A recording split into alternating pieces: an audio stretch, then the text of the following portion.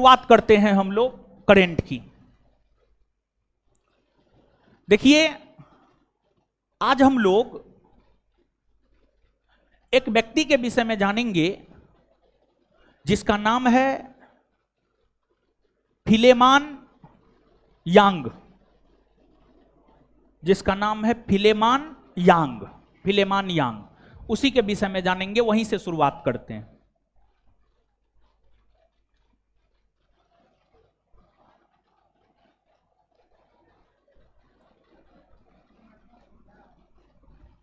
यांग, आइए समझते हैं। देखिए, विश्व का सबसे बड़ा राजनीतिक संगठन संयुक्त राष्ट्र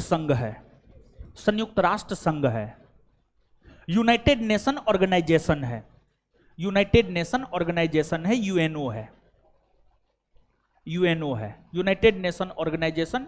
इसको हम लोग संयुक्त राष्ट्र संघ कहते हैं। संयुक्त राष्ट्र संघ का गठन 24 अक्टूबर 1945 को हुआ है और इसका मुख्यालय है अमेरिका के न्यूयॉर्क में। अमेरिका के न्यूयॉर्क शहर में जो है इसका मुख्यालय है। अमेरिका के न्यूयॉर्क शहर में इसका मुख्यालय है। यूएनओ के टोटल 6 अंग है। महासभा, सुरक्षा परिषद, आर्थिक और सामाजिक परिषद, प्रन्यास परिषद, सचिवालय और अंतर्राष्ट्रीय न्यायालय। और यूएनओ के इन 6 अंगों में अगर देखा जाए तो यूएनओ का जो सबसे महत्वपूर्ण अंग है, यूएनओ का सबसे महत्वपूर्ण अंग है महासभा। यूएनओ के जितने भी सदस्य राष्ट्र है, यूएनओ के जितने भी सदस्य देश है, सब अपना अपना प्रतिनिधि महासभा में भेजता है। और सामान्य तौर पर महासभा की बैठक प्रत्येक वर्ष होती है। सामान्य तौर पर महासभा की बैठक प्रत्येक वर्ष होती है और विश्व के जो भी देश यूएनओ के सदस्य हैं, सब अपना अपना एक प्रतिनिधि महासभा की बैठक में भेजता है। और महासभा को इसी वजह से विश्व का लघु संसद भी कहा जाता है। विश्व का लघु संसद भी कहा जाता है। संयुक्त राष्ट्र संघ का जो बजट पेश होता है महासभा का, उसमें अहम रोल होता है।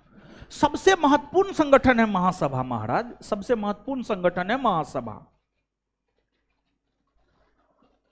ऐसे सब संगठन महत्वपूर्ण है, लेकिन उन सभी में सबसे ज्यादा महत्वपूर्ण है महासभा। और महासभा की बैठक प्रत्येक वर्ष सितंबर माह से लेकर दिसंबर तक चलता है।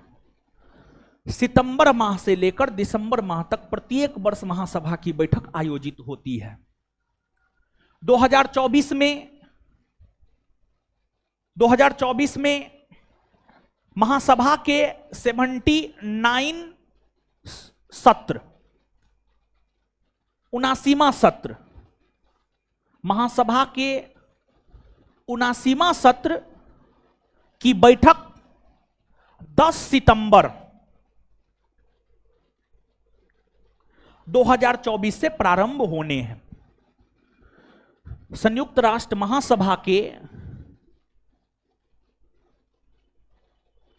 79वां सत्र, 79वां सत्र की बैठक 10 सितंबर 2024 से होनी है। और इस 79वां सत्र का अध्यक्ष फिलेमान यांग को चुना गया है। 79वां सत्र का अध्यक्ष फिलेमान यांग को चुना गया है। 2023 में महासभा के 78वें सत्र का बैठक हुआ था। उस 78वें सत्र के बैठक की अध्यक्षता डेनिस फ्रांसिस ने किया था।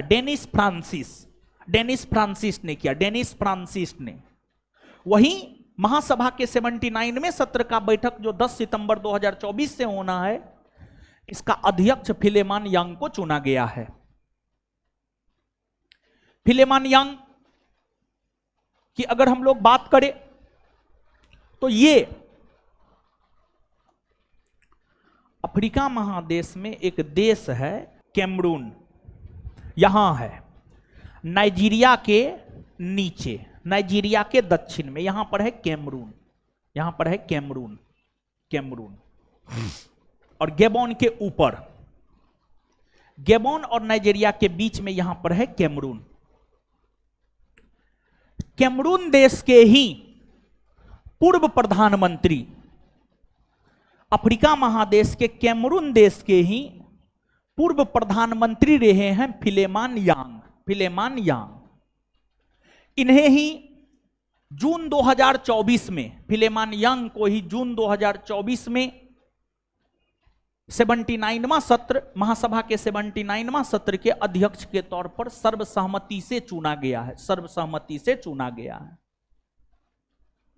तो यह महत्व है फिलेमान यांग का, इनके चर्चा में रहने का यही कारण है। समझ गए? आगे हेडिंग मारिएगा। पुमला गोबोडो माडिकजेला महिला प्रोफेसर है। आपको अफ्रीका महादेश के दक्षिण में एक देश है साउथ अफ्रीका, जिसने गांधी जी को गांधी जी बनाया, जिसने गांधी जी को गांधी जी बनाया। साउथ अफ्रीका में गांधी जी अनुभव प्राप्त किए, अब भारत में आकर चीजों को लागू कर दिए। बिना अनुभव का थोड़े कुछ होता है। तो साउथ अफ्रीका में एक यूनिवर्सिटी है, स्टेलेनबॉश यूनिवर्सिटी, स्टेलेनबॉश यूनिवर्सिटी। साउथ अफ्रीका में, दक्षिण अफ्रीका में एक यूनिवर्सिटी है स्टेलेनबॉश यूनिवर्सिटी, स्टेलेनबॉश यूनिवर्सिटी। इसी यूनिवर्सिटी की प्रोफेसर है पुमला गोबोडो माडिकजेला।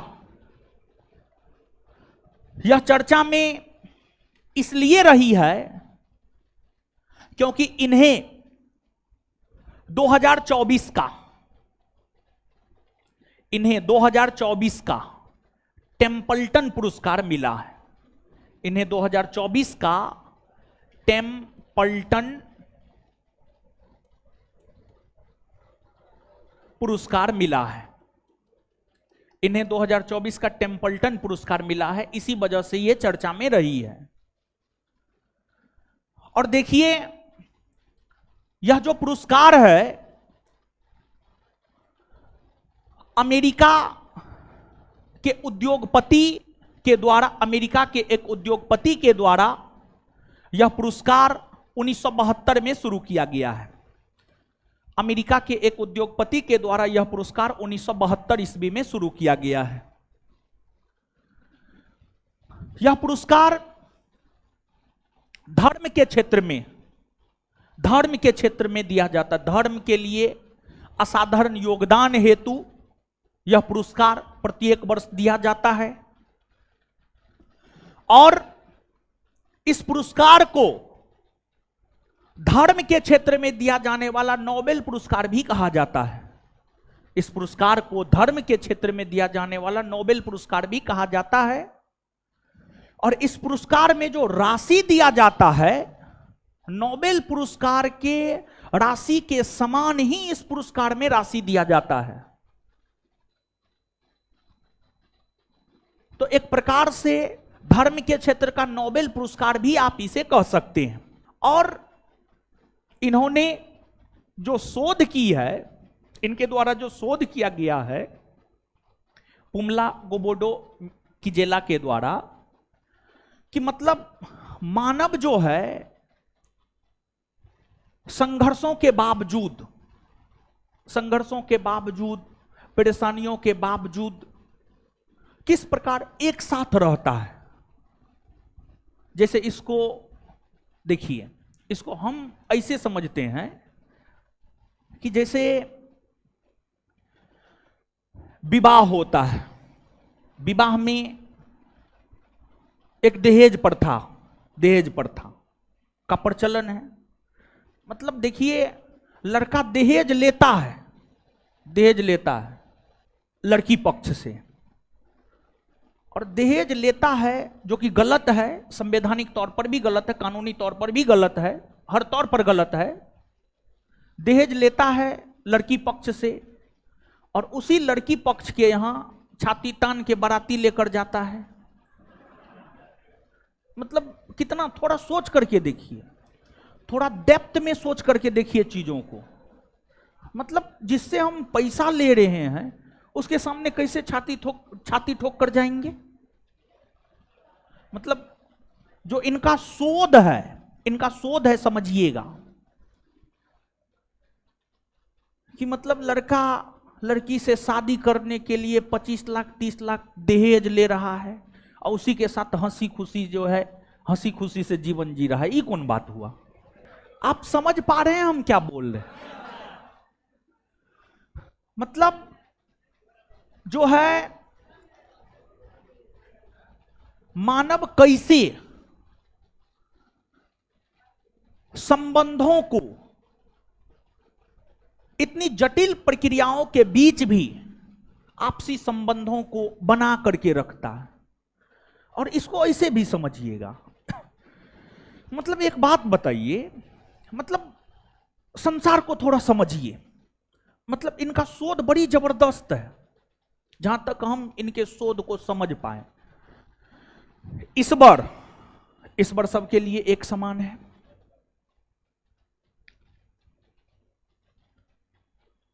लेकिन अगर आप बड़े बड़े मंदिर में जाइएगा ना, दर्शन करना है, जल्दी दर्शन करना है, पैसा दीजिए जल्दी दर्शन हो जाएगा। ये कौन बात हुआ?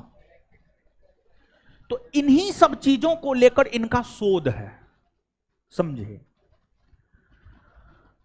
और उन्हें 2024 का टेम्पल्टन पुरस्कार मिला है।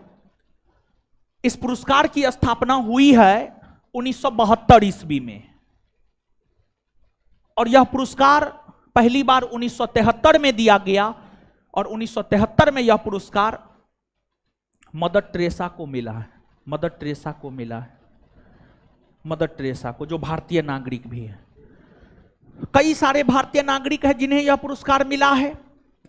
Mother Teresa, doctor Sarvepalli Radhakrishnan, Baba Amte, इन लोगों को यह पुरस्कार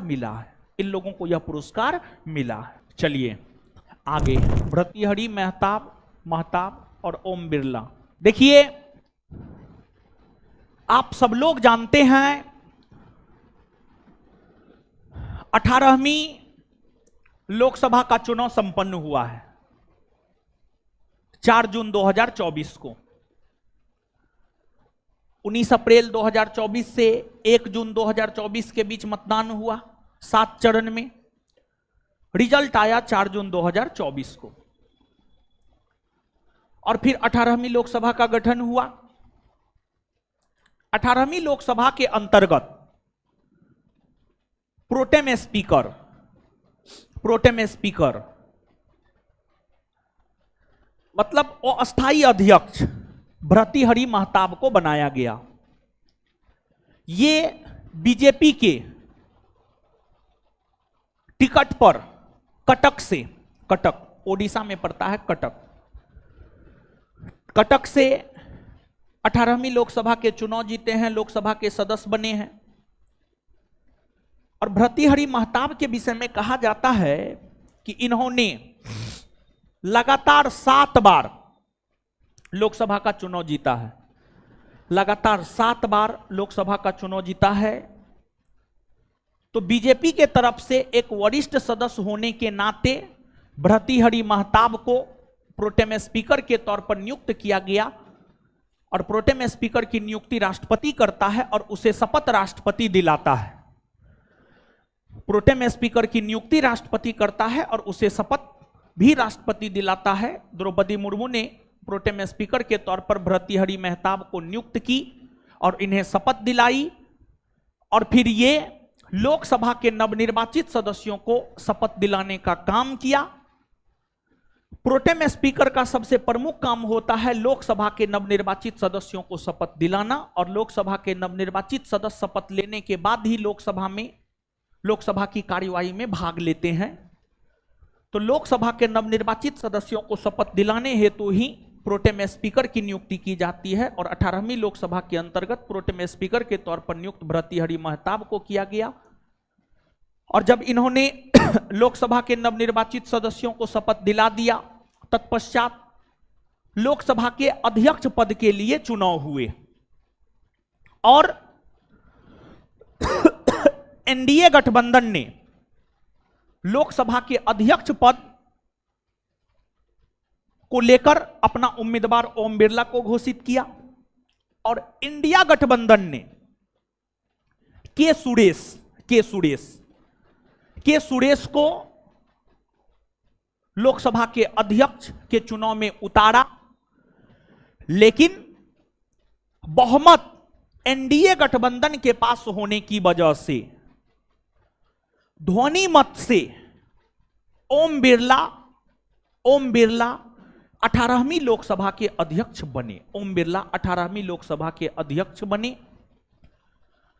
ओम बिरला इससे पहले जो 17वीं लोकसभा था, 17वीं लोकसभा के भी अध्यक्ष रहे हैं, और 18वीं लोकसभा के भी अध्यक्ष ओम बिरला बने हैं। लगातार 2 बार लोकसभा के अध्यक्ष बनने वाले दूसरे व्यक्ति ओम बिरला बने हैं। लगातार शब्द का प्रयोग कर, लगातार 2 बार लोकसभा के अध्यक्ष बनने वाले दूसरे व्यक्ति बने हैं ओम बिरला। इनसे पहले एक मात्र है बलराम जाखड़, बलराम जाखड़, तो वो भी लगातार 2 बार लोकसभा के अध्यक्ष बनने हैं, और उनके बाद ओम बिरला ही लगातार 2 बार 17वीं लोकसभा के भी 18वीं लोकसभा के भी अध्यक्ष बने हैं। और ओम बिरला कोटा लोकसभा क्षेत्र से 2014, 2019 और 2024 तीनों बार कोटा लोकसभा क्षेत्र से लोकसभा के चुनाव जो है ओम बिरला आपको जीते हैं।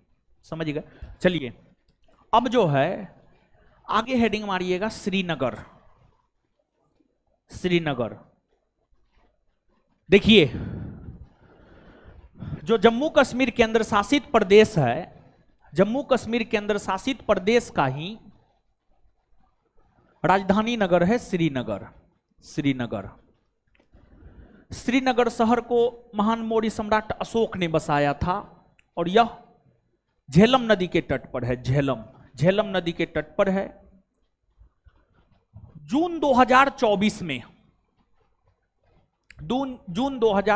में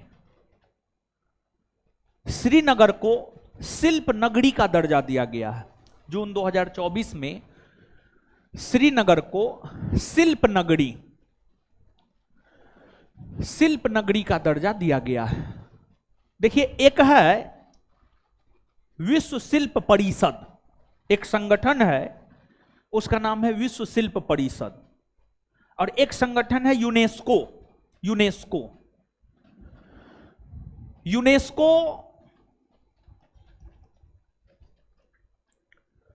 United Nation Educational and Scientific Cultural organisation.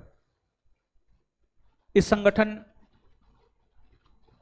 से संबंधित प्रश्न आपके परीक्षा में पूछा भी गया है। अगर इसका फुल फॉर्म आप जानते तो आप उस प्रश्न को बना लेते। यूनेस्को के अंतर्गत ही विश्व शिल्प परिषद नामक संगठन आती है। यूनेस्को के अंतर्गत जो विश्व शिल्प परिषद नामक संगठन आती है, विश्व शिल्प परिषद नामक संगठन ने ही जून 2024 में श्रीनगर को शिल्प नगरी का दर्जा दिया है। श्रीनगर भारत का चौथा शिल्प नगरी बना है। श्रीनगर से पहले भारत के 3 अन्य शहर है जिसे शिल्प नगरी का दर्जा विश्व शिल्प परिषद ने पहले दे दिया है। उसमें एक जयपुर है, दूसरा कर्नाटक का मैसूर है, और तीसरा तमिलनाडु का मामल्लपुरम है। तमिलनाडु का मामल्लपुरम है। और चौथा बना है जम्मू कश्मीर का श्रीनगर। तो भारत में 4 शिल्प नगरी है, जयपुर, मैसूर, मामल्लपुरम और श्रीनगर। और देखिए, जब श्रीनगर को शिल्प नगरी का दर्जा दिया गया है तो इससे फायदा क्या होगा?